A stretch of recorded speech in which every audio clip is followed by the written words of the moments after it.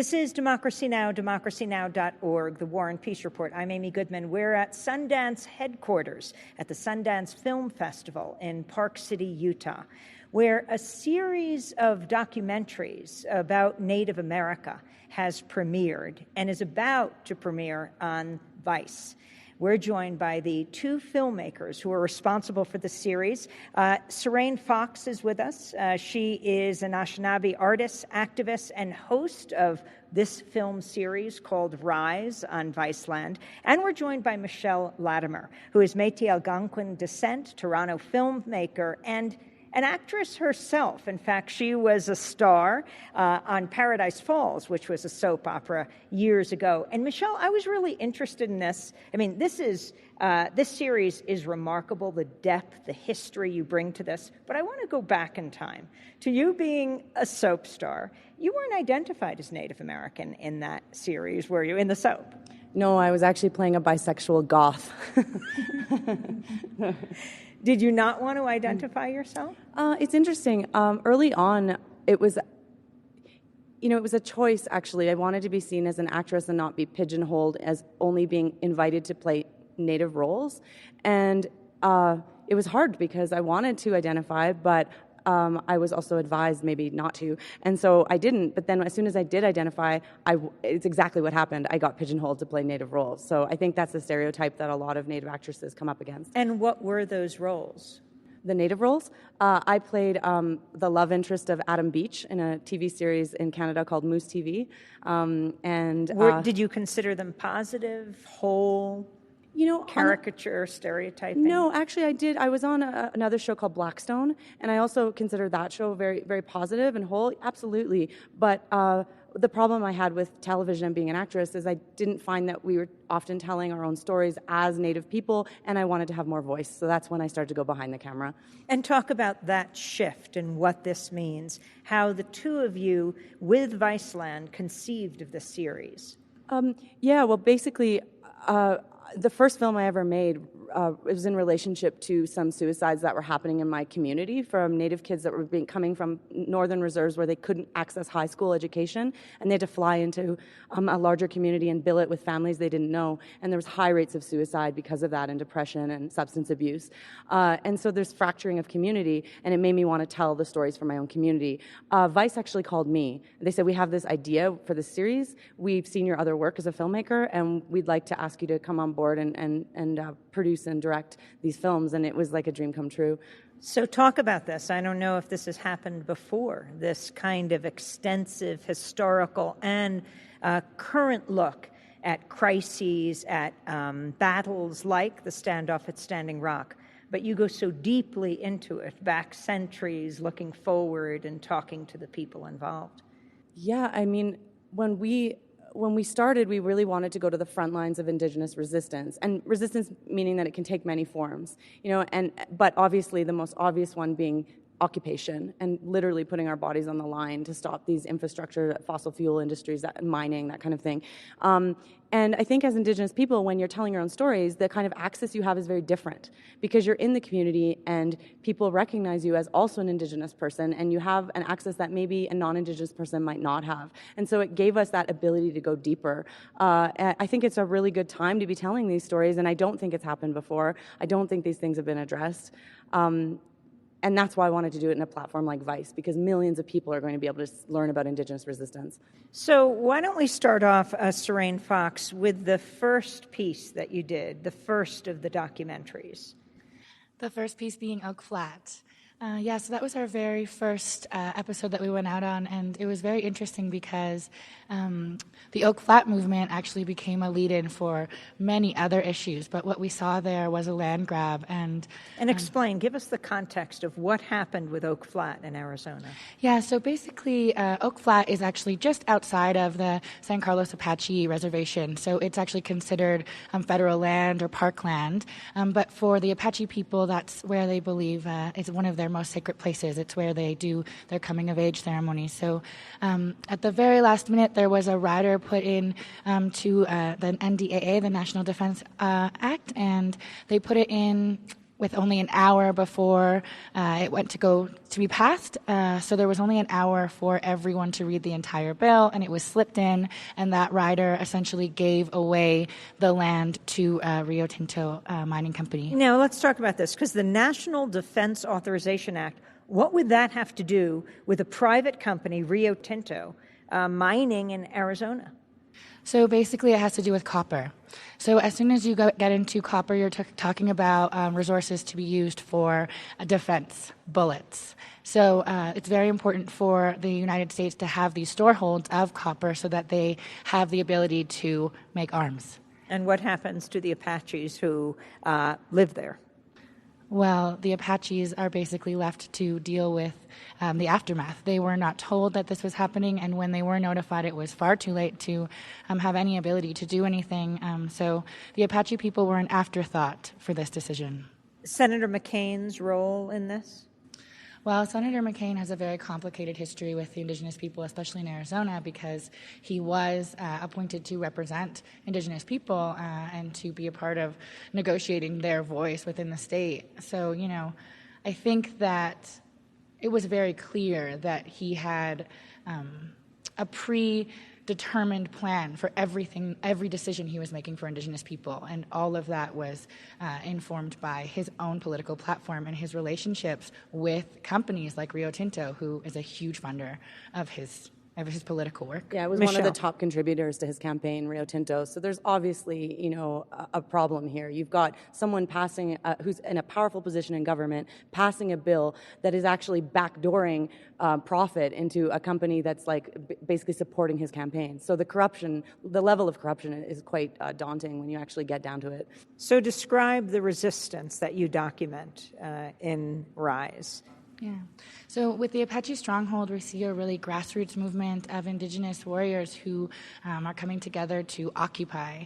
So that occupation is a really simple but powerful tool. So simply by occupying land and putting their bodies on the line, they are reminding everyone that this is the land that is sacred to them. So I think with Apache Stronghold, it was very interesting because I saw a very well-versed leader like Wensler Nosey who was leading these young people, and then you see these warriors who are literally quitting their jobs and everything else that's in their lives and coming to occupy space and standing for the land. So the Apache Stronghold is also a special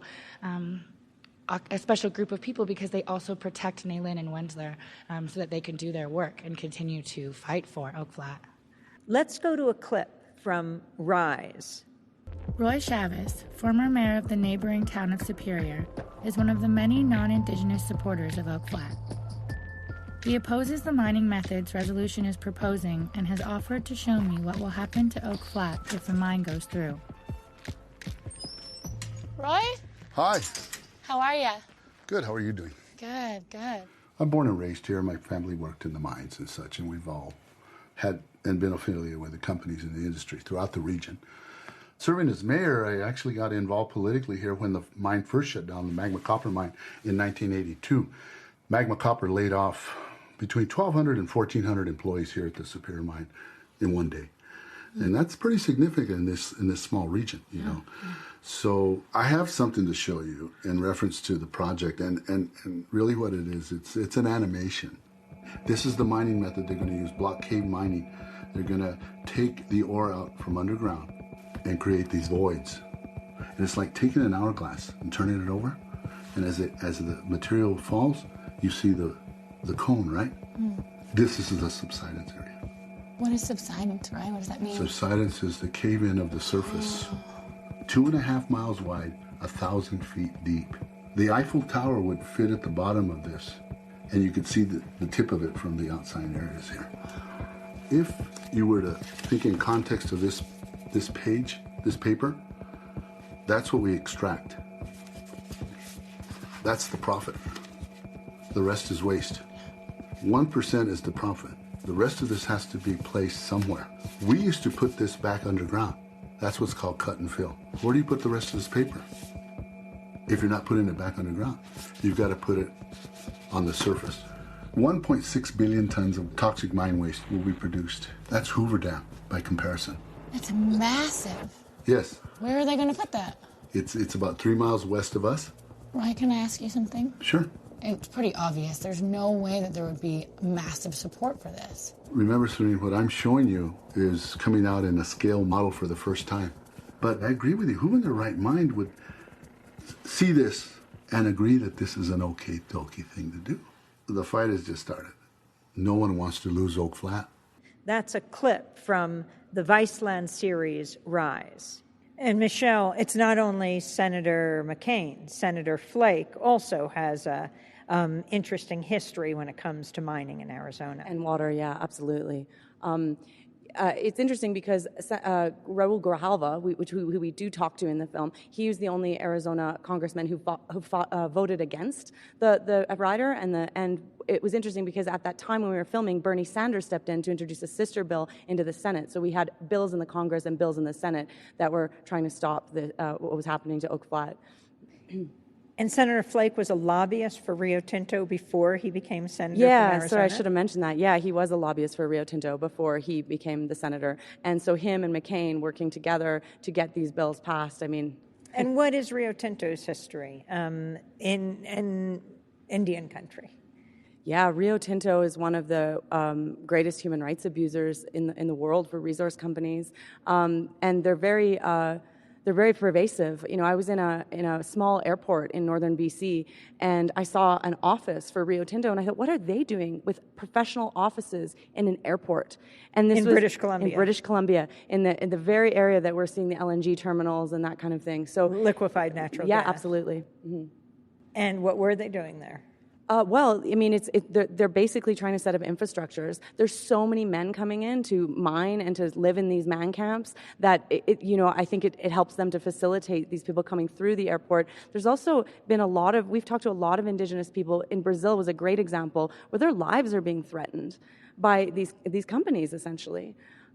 Now, talk about the overall resistance from this area of Arizona, from Oak Flat to the standoff at Standing Rock, which you have 2 of your documentaries about.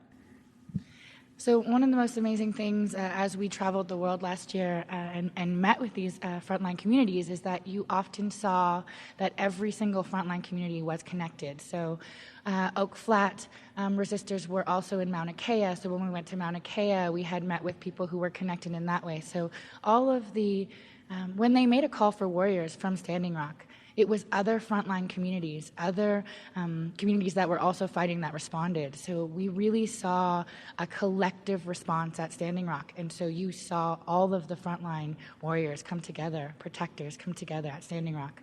And of course, Standing Rock, the Standing Rock Sioux tribe in North Dakota fighting the $3.8 billion Dakota Access pipeline that would go through North Dakota, taking the fracked oil from the Bakken oil fields through South Dakota, Iowa, Illinois, then link up with a pipeline to the Gulf of Mexico. The people of North Dakota in other places, like in Mandan, in the capital Bismarck, have said no to it. The Native Americans are just saying, treat us like any North Dakotan. We also don't want this. We're having this interview in the midst of this struggle because although the Obama administration ultimately did not grant the permit at this point for the Dakota Access pipeline to go under the longest river in North America, the Missouri River, they're asking for an environmental assessment, environmental impact statement. Donald Trump says he's going to solve this quickly if it's not resolved by the time he became president, and he has, Michelle. I mean, we leave the last film, where we talk about Standing Rock, with sort of a dire call to yes, it's a small victory now that the permit's been denied to drill under the Oahe, but let's be honest, the Trump administration's coming in and they're big supporters. I mean, at the time we were filming, Donald Trump was the keynote speaker at an oil and gas conference in the state capital of Bismarck, North Dakota. When was that? That was, let me see, May 2016? Yeah, so, I mean, he's got ties. Obviously, this wasn't that long ago. He was invested in the pipeline up until a certain point. I think he's recently taken those investments out to sort of look like he's politically neutral. But let's be honest, he's one of the biggest businessmen in the world, and some of the largest banks in America are involved in this project. So there's a lot of overlap here. And you've got Kelsey Warren, who owns the pipeline through Energy Transfer Partners. Rick Perry, the former governor of Texas, as soon as he stepped down, within 2 weeks, was on the board of Energy Transfer Partners, and Kelsey Warren, who owns the pipeline, raised $6 million for Rick Perry's 2 failed presidential campaigns. Yeah, there are a lot of close ties right I think now. For me, that was the biggest sort of eye-opening thing about making this series, was the absolute pervasive levels of corruption that we witnessed on everywhere from Brazil to Canada to America, and then also seeing how the state is enforcing this kind of behavior by having militarized police, by having the National Guard there. They're basically enforcing and supporting a pipeline for profit rather than protecting the very unarmed people that are just trying to say, treat us like everyone else. We're stewards of this land, and we need to go through proper processes. So right now, in this new era of Donald Trump, his advisors have been quoted as saying they're interested in privatizing Native reservations. Michelle Latimer, your thoughts? For years, it was considered the least valuable land, but as more and more resources were found under it, it may well be the most valuable land. Yeah, we're seeing that all across Indian country.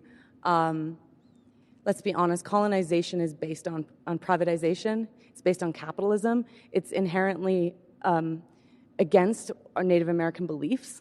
We don't look at our communities don't work as individualized communities. They work as collectives.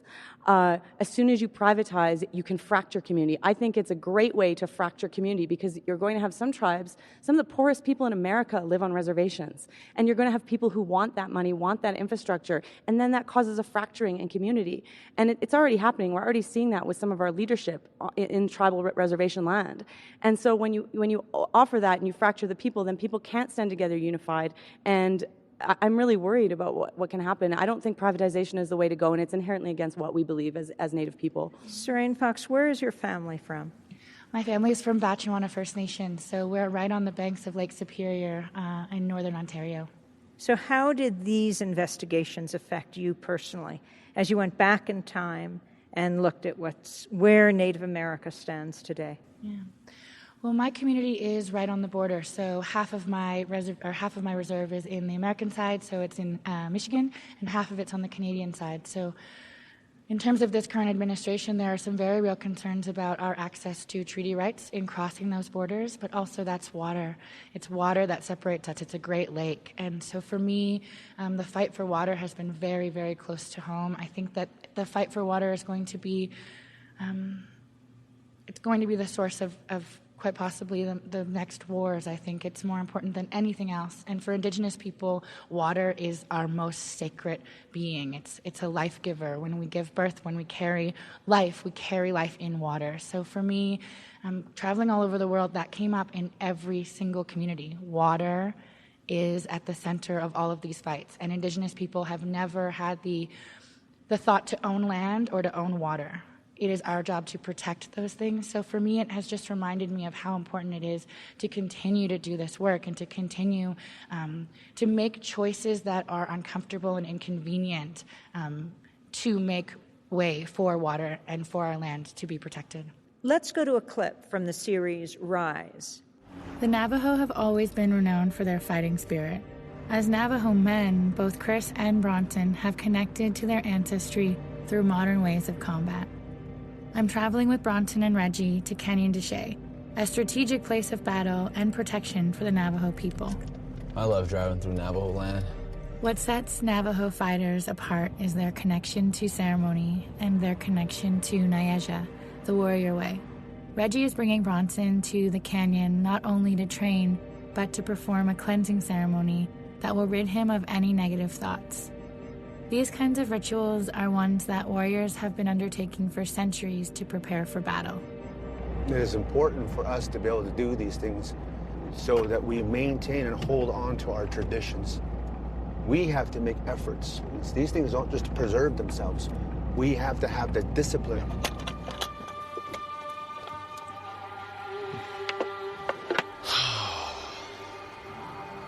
Wow. Spectacular. Some webs shining around.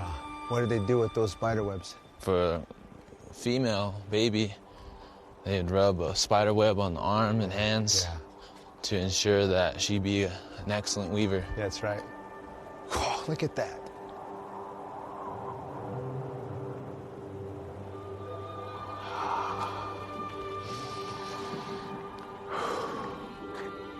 There is the medicine inside the arrowhead that's wrapped, the eagle plume.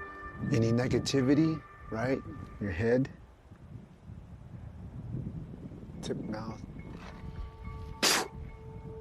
away from you. Only left with goodness, beauty, and power. Ready to train a little bit? Let's do it. All right, son. That's a clip from the Viceland series, Rise. This series you've done, do you feel that it is different because you're both Native Americans looking at Native America? And what are the differences? I think it's different because we're both Indigenous women also. And you know, Michelle, this is Michelle. She's the director, and all of the work behind the scenes has really been Michelle. So for me, as an Indigenous person, having that support and being able to bounce these very important issues on the front lines has been very different, because I had the opportunity to see so many journalists come in, especially in places like Standing Rock, that didn't have any interest in following protocol, Indigenous protocol. So we saw people arriving just to tell this story as a news story. And for us as Indigenous people, we can't walk away from these stories. They are part of our lives, and we can't remove ourselves. So I think that's very different. Sarain Fox, you did a documentary on youth suicide, Indigenous youth suicide, called Cut Off, for Vice? For Vice. So I actually was just I was the host of a documentary that Viceland produced called Cut Off. It was last spring that we went in, and it actually was not only about suicide, it was also about water. And I thought it was very interesting that those two became connected, but we asked Justin Trudeau if he would join us in a First Nations community. That's the Canadian Prime Minister. And so we flew him into a remote community, and he did join us for an entire day on Shoal Lake 40, and we allowed the opportunity for the community to talk directly to him. So we delivered water door to door. He got to see the way that the infrastructure is affected there. So in Shoal Lake 40, they have been physically removed from the rest of Canada. That's how they describe it. And so their land base was cut off from the mainland so that an aquifer could go in to deliver water to Winnipeg. And by doing so, they lost all the ability to connect to regular infrastructure, and the Canadian government did not take care of that. So they've been waiting for a bridge over to mainland for almost 30 years. Let's go to a clip from Cut Off. It's called Project Stop. I'm a leader, an organizer and founder of Project Stop, actually. It's to create awareness, to get people together, to be a family. Everything was going good this morning, but then before lunchtime, things started occurring on Facebook, social media. People were posting their problems about suicidal thoughts of trying to attempt to kill themselves, I guess. And it was pretty hectic before you guys showed up, and I was pretty much involved looking for some of them. Started driving around and started to look places of where would they be, and everybody took action trying to look for these kids that were doing that on Facebook. But as of now, they're okay. They're all right. They're getting treated. They're going to get professional help. Everybody was overwhelmed by it, sad, and I was too, very worried, and I can't believe that it's still happening. The suicide epidemic on reserves might be something that people are talking about right now, but suicide has been an issue within First Nations communities for a long time. When you are a member of a community that doesn't have any access to basic necessities, you feel like you are less than. In Manitoba, 62% of First Nations children live below the poverty line. It's like being in a prison in general population. And then you have some communities that just keep getting put in the hole. They just keep getting put in isolation, and they're just given exactly enough to survive. And it's perfect. It's a perfect scenario. Because eventually, if you stay in that scenario long enough, you start killing off yourselves.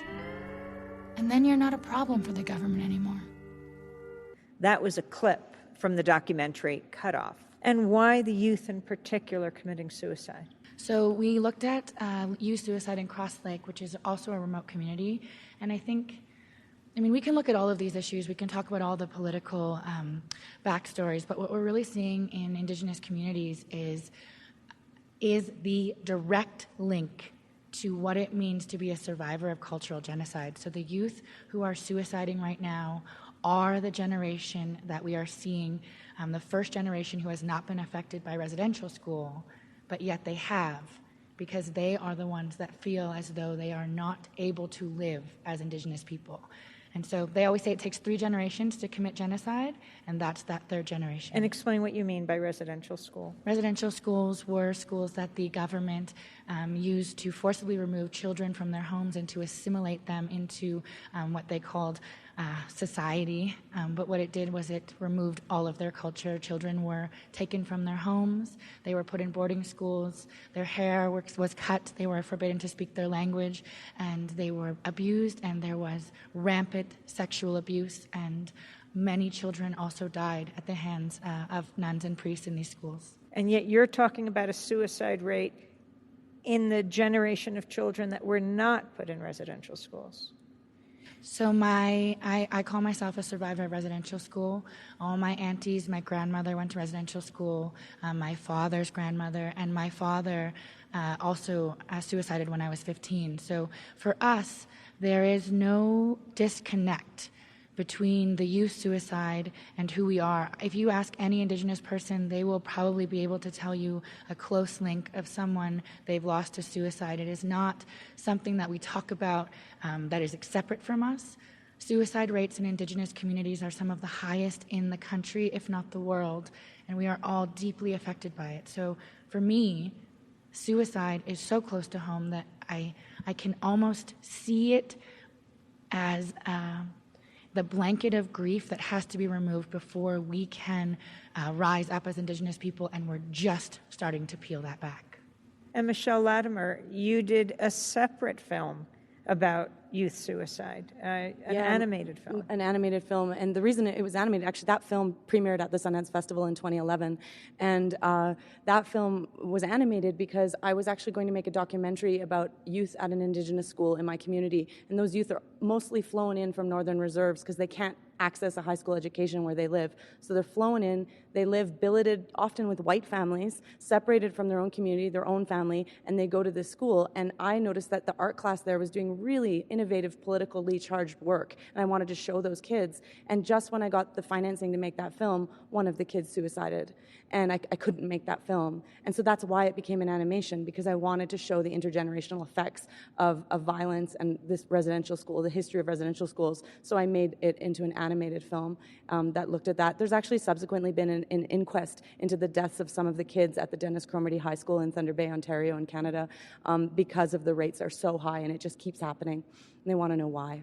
And Sarain, how did you survive your father's suicide?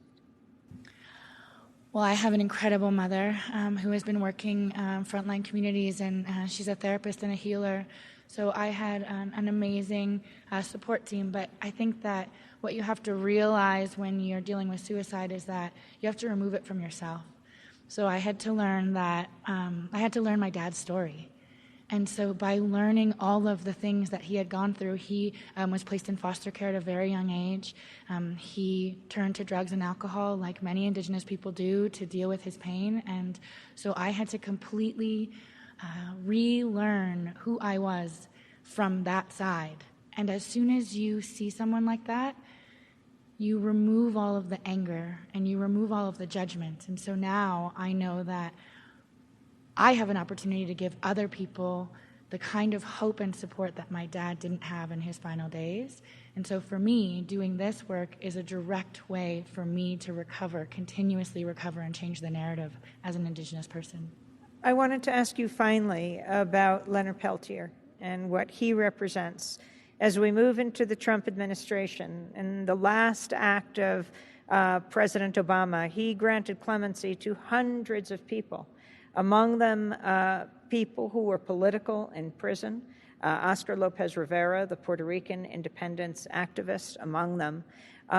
But although Leonard Peltier saw this as his last chance in prison for 4 decades, Native American leader, found guilty of 1975 of killing 2 FBI agents on the Pine Ridge Reservation, a crime he says he did not commit. Though it was on President Obama's desk and had been on President Clinton's desk before that, he did not take action in Leonard Peltier's case, a disappointment to so many.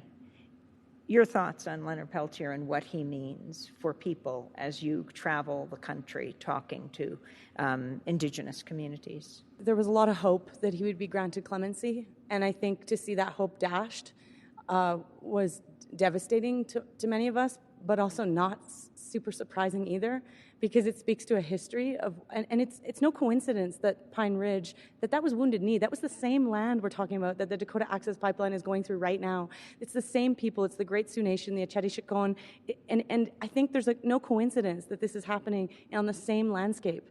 And so to see, our struggle seems to be one where we get these little grains of hope and then they get taken away. But we are resilient and we will continue moving forward. But Leonard Peltier represents basically hope and a will to move forward, because he continues to speak out. He continues to give messages of hope to the frontline protesters, protectors. He's just he's an inspiration to me, but it was devastating to see that he wasn't granted clemency. I just want to add that I think Indigenous people have always been given just enough from the federal government to feel that they had a place to stand. So with the Obama administration, of course, there was a lot more hope than we'd seen in a very long time. But I think it's very important not to forget that the Obama administration is still adhering to all of the same things that have caused all of the situations that we are dealing with right now. So I think it's very strategic to not grant him clemency, and I never thought that Obama would. And I think that because I think that they're very aware that if Leonard Peltier was released, that there would be the kind of uprising that we're seeing now at Standing Rock across the world. And the real truth is that the American people are terrified of an Indigenous uprising. Well, I want to thank you both for being with us. Sarain Fox, an Anishinaabe activist, artist, dancer, journalist, the host of this 8-part documentary series for Viceland called Rise. And I want to thank you, Michelle Latimer, the director of this series, for all of your work. This is Democracy Now!, democracynow.org, the War and Peace Report. I'm Amy Goodman as we broadcast from Sundance headquarters in Park City, Utah. Thanks for joining us.